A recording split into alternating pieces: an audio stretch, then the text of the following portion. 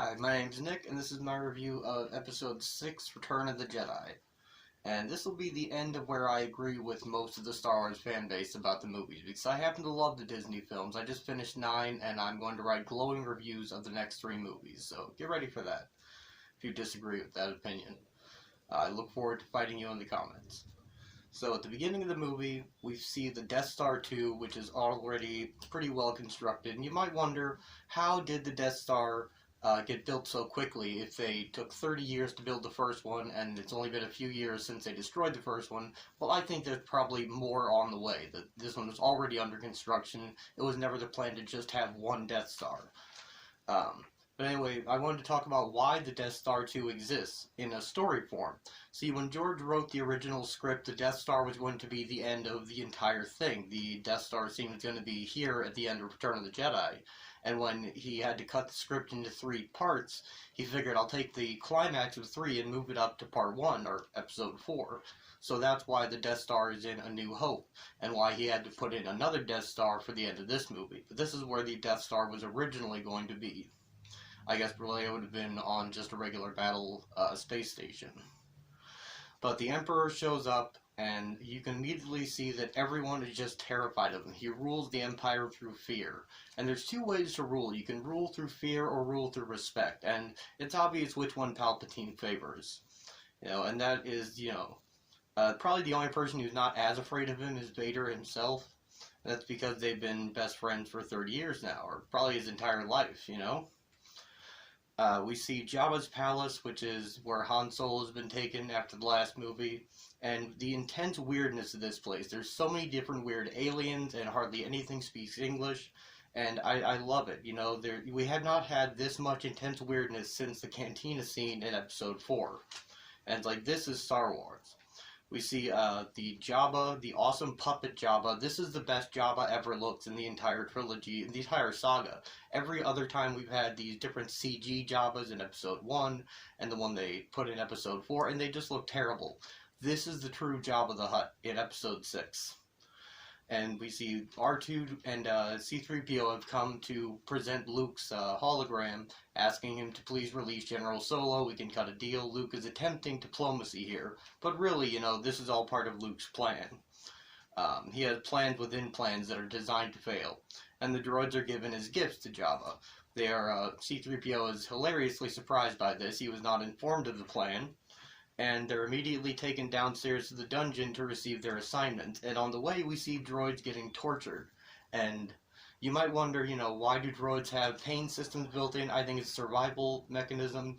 It's always been kind of weird how droids work in the Star Wars universe, how much autonomy they have, how much emotion they have. C-3PO clearly displays emotion. So, where exactly is the line? Because we have the line, if droids could think, then none of us would be here. Obi-Wan said that, I think, in Episode 2. But, I'd say droids can think, so maybe they got updated at some point.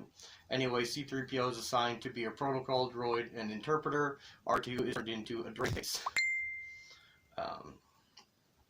There is a large special edition nonsense scene in Jabba's palace where there used to be just a musical accompaniment and some dancing girls, and now there's an entire duet dance number. And I didn't like this when I first saw it, but over time I've gotten used to it, and it's actually kind of cute and funny.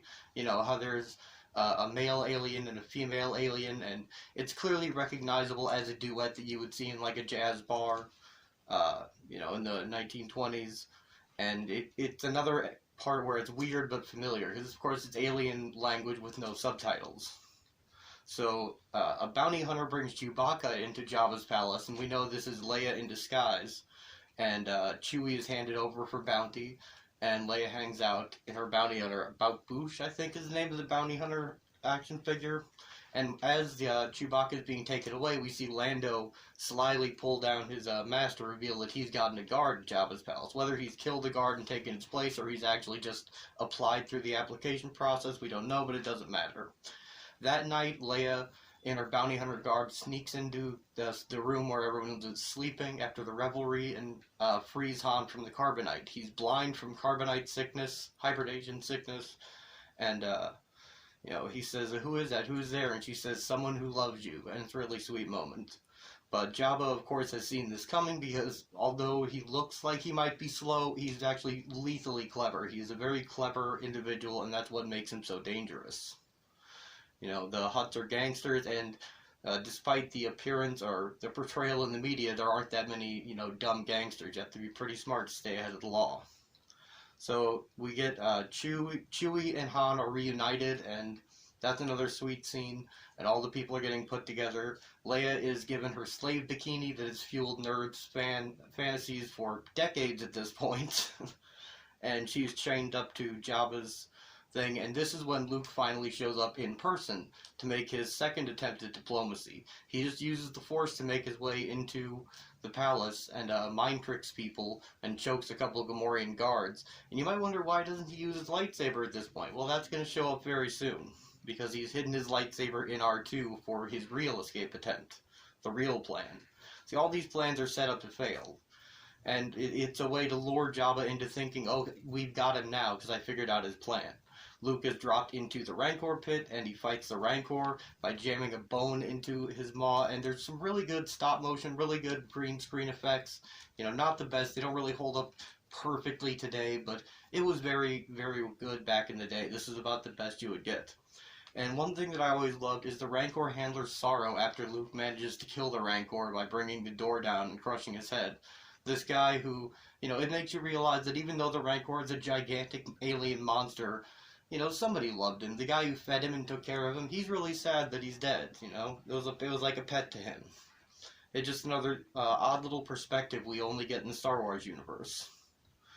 So I love that R2 has been made into a drink tray, and he has things coming out of the top of his dome that are made for pouring drinks. I don't know if he had these compartments inside already, if they modified him so that he now has various alcohols and stuff inside him, if they took out other liquid dispersal devices, but whatever, R2 is now a walking drink tray. And the special edition added something to the Sarlacc pit, which is where our heroes are going to be thrown into. They added the tentacles and the big gaping maw thing that comes out. It used to be just a hole in the ground lined with teeth, and it was pretty effective, Where you land on this depends on how much you don't like CG in these movies. I think it's more effective because the tentacles do come out later to grab Lando, so it's nice to see them there from the start. The skiff escapes, our first real big action scene. Luke does his backflip, R2 fires the lightsaber out, and Luke, shows off his new green lightsaber, cutting everyone to pieces. He really just swings at him and they fall off. There isn't too much actual, lightsaber dismemberment in this trilogy. But Boba Fett gets put out like a bitch. There's no other way to put it. Boba Fett goes out like a bitch. He's trying to shoot Luke. Han accidentally smacks him in his rocket pack, and he flies into the side of the skiff and falls into the Sarlacc. And now that all the Legends extended stuff is non-canon again, that's where he stays. Sorry, that's the end of Boba Fett. He's still in the Sarlacc pit during The Mandalorian and during the sequel trilogy. But he used to get out of the Sarlacc pit in the extended universe and went on to have many, many adventures. People love this character based on nothing but a cool costume and the intimidation factor. So then, in the chaos of Luke killing everyone, Leia kills Jabba. And this is fun because Carrie Fisher was given the option, well, we can either have, you can do it, or we can have a stunt person choke out this giant puppet monster. And she's like, oh no, I want to do it. I want to kill him myself. And so that's why we get better angles on Leia killing Jabba, because she volunteered to do the work herself, with wrapping her chains around his giant slug neck and killing him. God bless you, Carrie, we miss you. Han rescues Lando, even though he's, kind of blind at this point, by reaching down a pole or something and pulling him up, and he has to shoot the tentacle, although he's blind. That's a fun moment between them. R2 gets to rescue C-3PO from Jabba's little creature that's pulling out his eye socket. Everybody gets to rescue somebody, Then Luke tells Leia, get on the deck gun and fire it into the deck of the skiff, which she does and blows it up. And they escape, with another swing echoing the swing across the chasm in A New Hope. Luke and Leia swing across to the smaller skiff, and they all finally escape. And we've wrapped up the big ball that was in the air at the end of Empire, which is Han being kidnapped. So we cut to the Emperor arriving at the Death Star. Luke will seek Vader out. You know, that's what he tells him. Vader's like, you know, I want to go after Luke. Emperor tells him, don't worry, he's going to come find you. I've foreseen it. His compassion is his weakness. And when he does seek you out, you will bring him before me. That's their plan, is to turn Luke to the dark side. You know, it's interesting that the Emperor has foreseen all this, and you wonder at the end, like, what really happens? Why didn't he see what Vader's going to do? You know. But maybe he did. Maybe it's all part of the plan. Once you see 9, it all kind of falls into place. So we cut to Dagobah, and it's the Yoda scene where Luke has come back to Yoda to complete his training. Yoda tells him, you're already a Jedi. You know, you just have to confront Vader. And he gives him a final warning about, you know, not turning to the dark side. And he says that there is another Skywalker, you know. And Luke puts it together for himself that this is Leia, that she's his sister, that his feelings had told him this.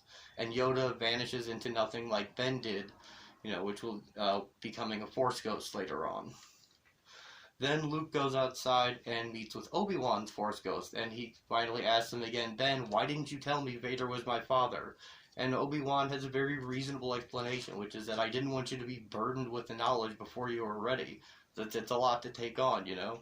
Also, that the good man who was Anakin Skywalker was replaced and killed by Darth Vader, so what he told you was true from a certain point of view, which I thought was a pretty artful explanation for, you know, how that worked out, given that Vader wasn't written to be Luke's father originally in Episode 4. He does say that Vader is more machine than man now, and warns Luke there probably isn't enough good in him. And I thought this was an interesting point to point out the symbology, that he's more machine than man not only in body, but also in spirit. The Empire is very mechanistic. It sees and uses people like parts. It's, you know, very conformist and the brutalist architecture everywhere. All the things are the same, all the ships are the same, all the uniforms are the same, and the Alliance is the exact opposite. There's so many different diverse aliens and people. This is kind of why the Empire doesn't have many aliens working for it. You know, because they like conformity to a fault. This is their weakness. He tells Luke to, you know, hide his feelings about Leia because that's their other last hope, you know. Bury your feelings about your sister. They do you credit, but they could be our downfall. Then we see the rebel assault on Endor.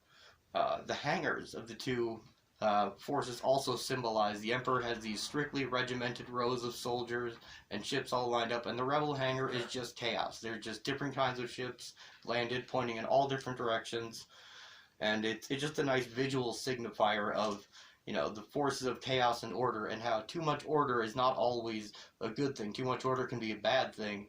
You know, order and chaos don't exactly line up with good and evil. You know, it's you know, not that quite that simple. The heroes, our strike forces, are going out to Endor to shut down the shield generator. Han, Chewie, Luke, R2, and Vader knows they're on this shuttle, but he lets them in because this is all part of their plan. The whole time the heroes are playing into the villain's plan, which gives us a great sense of dramatic irony because we, the audience, know things that the characters do not. We get the speeder chase scene, which is our next big action sequence. And the way they shot this, Lucas had someone literally just run through the forest holding a camera, and then they sped up the footage, you know, and superimposed the bikes on top of it. That's pretty effective. I remember really enjoying it as a kid. And the speeder bike toys are really cool because you could hit a button on the back and it would explode all the pieces apart. You know, I had quite a few of those. Wicket finds Leia, Wicket, of course, being played by Warwick Davis. And now is as good a time as any to tackle the Ewok question. Are the Ewoks too cutesy? I really don't think they are, because their faces have these big bug eyes and they're little bear people for the most part, but they're not that cute facially. And they are kind of a brutal tribal society that is planning to eat our heroes, you know, to begin with. So that's not too cutesy. At the end, they have stormtrooper helmets lined up like drums. You know, there is a savage meat-eating culture at the heart of these cute little bear people, so I think that makes it a little more fair. I don't think they're there just for the kids, like people like to complain about.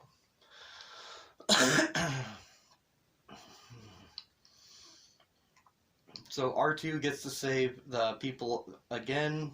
I don't know. First, we cut to the Emperor questioning Vader's loyalty, saying that your feelings about your son, are you sure that you're not conflicted about this? And he's like, no, there's no conflict. I'm dark side all the way. Let's go. That's when Chewie sees a piece of meat and gets everyone caught in an Ewok net trap. And the Ewok treetop playset had this net trap too, and you could put the people in a little net and pull them up. It was a lot of fun. I used to have it. Don't anymore though. It also came with C-3PO's chair that Luke's gonna levitate him in later. That was part of it. So R2 saves them by using a buzzsaw to cut through the net, and the Ewoks take them prisoner. Han's about to mount a defense and shoot them, and Luke's like, "No, don't do that. They're little bear people. It'll be all right." That's a good thing because that's where Leia already is at the Ewok village, and so our heroes are all reunited. But like I said, the Ewoks are planning to eat them. They worship C-3PO as a god. And Han says, well, use your godly influence to get us out of this, and C-3PO has a great comedic line. I couldn't do that, sir. It's against my programming to impersonate a deity. I love that. So, they do need him to do something, though. So Luke tells him to tell the Ewoks, if they don't let us go, you'll use your godly magic. And, of course, he does, and they don't believe him. They continue to prepare a pyre of wood to cook Han Solo alive. And so Luke uses the Force to levitate C-3PO's chair, and this convinces the Ewoks that he is magic and terrifies them, and they do let the people go now. And now we have a really fun scene where C-3PO is retelling to the Ewoks the story of Star Wars, of the previous two movies. And he used the Ewok language, except where it can't be translated, like for character names and things like the Death Star, and he's playing the sounds from the movie, and it's really fun. The Ewoks welcome them into the tribe, and they say, okay, we'll take you to the shield generator. That night, Luke has a scene where he tells Leia that she is his sister, and I just wanted to point out, I don't think I've talked about it before, Mark Hamill shows off such amazing acting talent in these movies. It is criminal that he didn't have more of an on-screen career. Just criminal. He had a great voice career, and he's had a couple other on-screen roles, but the man can really act, and this movie shows off more than any other the craft, the level of skill he attained as an actor. And he gets to showcase that again as Luke turns himself into Vader, and we have their, Vader, he shows Vader his new lightsaber, and he's like, well, your skills as a Jedi are now complete. And Luke makes his plea to Vader, come with me, come away with me, join the good guys now, don't take me to the Emperor. And Vader says, you don't know the power of the dark side, I must obey my master. And, Luke is sad at this, and he says, well, then my father truly is dead. This whole time, he's playing on Vader's emotions. He knows there's still good in him, he can feel it, but Vader won't admit it. And this is a very typical thing of masculinity, is hiding and denying one's feelings. But I think it's interesting, Luke says, I feel the conflict within you. That'll come back later. We see the Rebel fleet for the first time massing, getting ready to attack the Death Star 2. The basics of the plan is that they have to shut down the shield generator on Endor, which will let the Rebel fleet attack the Death Star. And the Emperor's plan is that all this is just being set up so he can convince Luke to turn to the dark side by making him so angry by watching his friends get killed. It's a pretty good plan, And with a lesser man, it might have worked. So the rebels on Endor are attacking the shield generator. Wicket steals a speeder bike, and they all chase off after him, and this is a lot of fun. What a great role for Warwick. I think he was 11 at the time, and he's been in so many Star Wars movies since then. He's been in Episode 6, Episode 7, Episode 8. He's probably in 9. I know he's in Solo. He might be in Rogue One. I don't know. You can look it up. And he was also in the 2 Ewok adventure movies, which I won't be covering because they're not very good. But, yeah, the Emperor is so menacing when he's talking to Luke. Every line is just dripping with menace. He is the best at this. He's given up any pretense of being a good guy. This is why it's so fun to see him in the prequels acting like a good guy, because we've already seen him in Jedi being the most menacing and evil person in the galaxy. So it's great to see everyone's origin, how they become the people they are. The Emperor's plan is to show Luke his friends dying, because the Emperor himself let the information leak about the shield generator. It's all a setup just so Luke will watch his friends die and get angry enough, because anger is the path to the dark side. Vader's there, and, the Emperor keeps telling Luke that I can feel your anger. Give in to your anger. Take your lightsaber here, strike me down with it, and your journey to the dark side will be complete. And he's right, That's how it would happen. Anyway, the space battle that's going on outside is the best the space battles have looked at. It's the best space battle in the original trilogy, with just more and better movement of different ships. Lucasfilm invented this technology to shoot this stuff. It didn't exist before.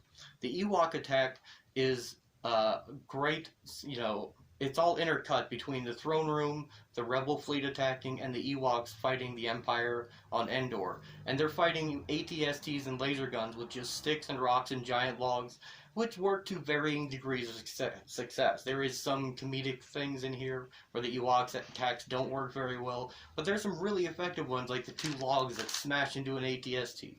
But the real tide is turned when Chewie managed to get into an AT-ST and starts blowing them up with their own weapons. Han and Leia try to get in the shield generator, and Leia gets shot, and she's laying down, and Han is standing in front of her, and the stormtrooper runs up behind him, and, Han asks her, are we going to give up? And she shows him her gun, and he's like, I love you, and she says, I know, and it's a great reversal of that scene from Empire, showing that their relationship is very equal and a partnership. We get, Luke is finally pissed off enough at this point. He's watched enough of his friends die, the Emperor taunting him that he does take his lightsaber and try to hit him.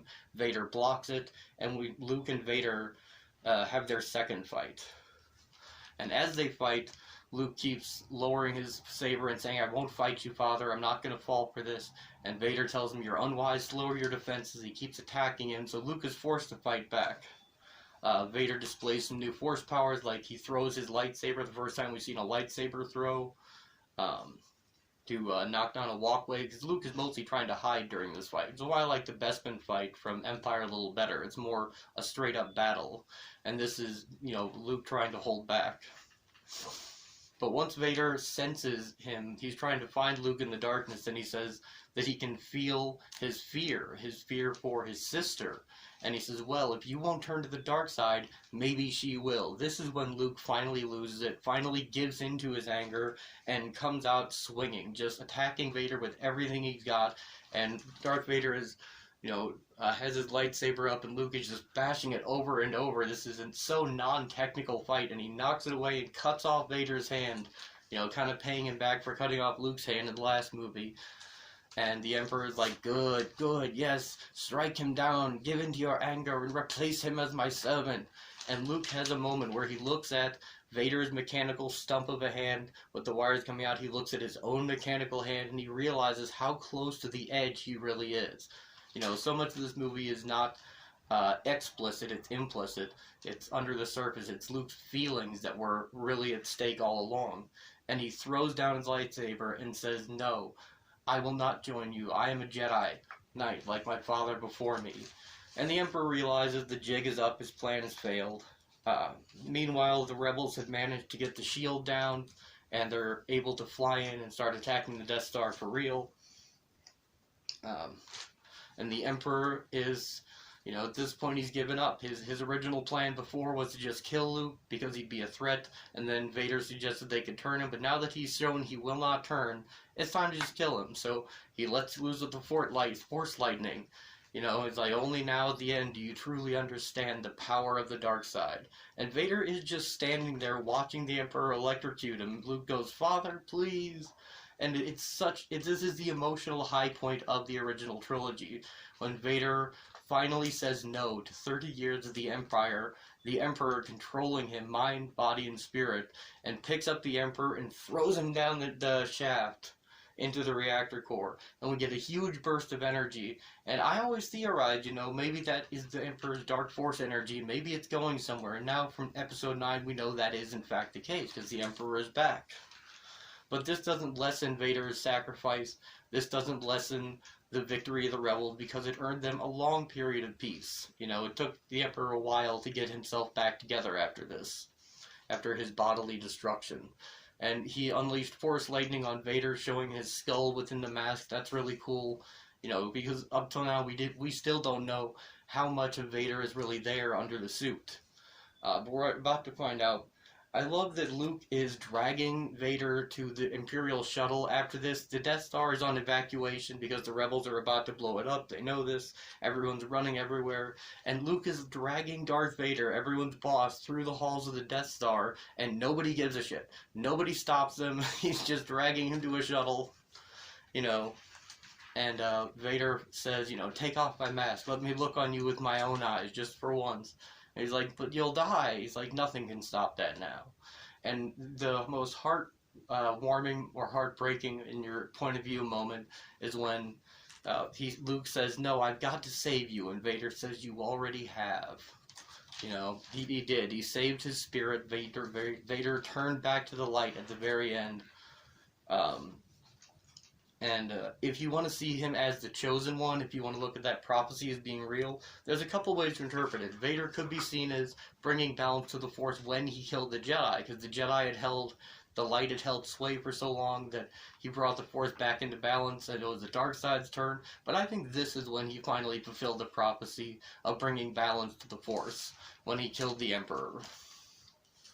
But that's pretty much the movie. We get Lando Calrissian and the Millennium Falcon going to the core of the Death Star to blow it up, and then barely making it out before it explodes. The celebration on... Oh yeah, Han and Leia have a scene where Han says to Leia, you know, she's talking about Luke, and he said they see the Death Star blow up, and he says, I'm sure Luke wasn't on that. And she's like, no, he wasn't. I can feel him.